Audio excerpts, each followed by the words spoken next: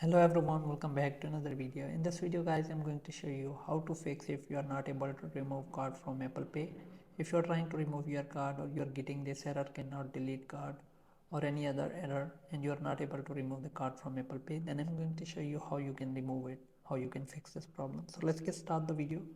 Before we start the video guys, hit the like button and subscribe to the channel for more upcoming videos. So guys, there are two ways to delete your Apple Pay card. First is you can go to Wallet app, and if you are getting this error, then you can click on settings. Then you can click on Wallet and delete the card that you have added in your Apple Pay. And if it's still not working, and the next step is you can go to settings, scroll down, click on transfer reset, click on reset all settings.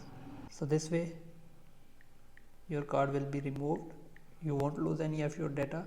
This will also remove your Apple Pay card, Wi-Fi, or you can click on reset all settings.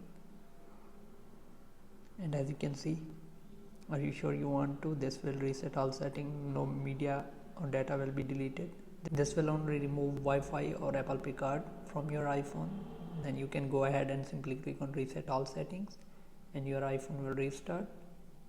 After your iPhone is restarted, you can go back to your Wallet app and you won't find the card will be removed automatically from iPhone.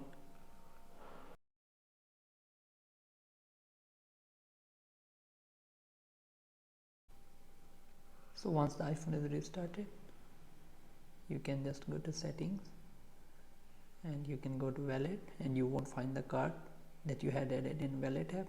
Also you will not find the card in Wallet app.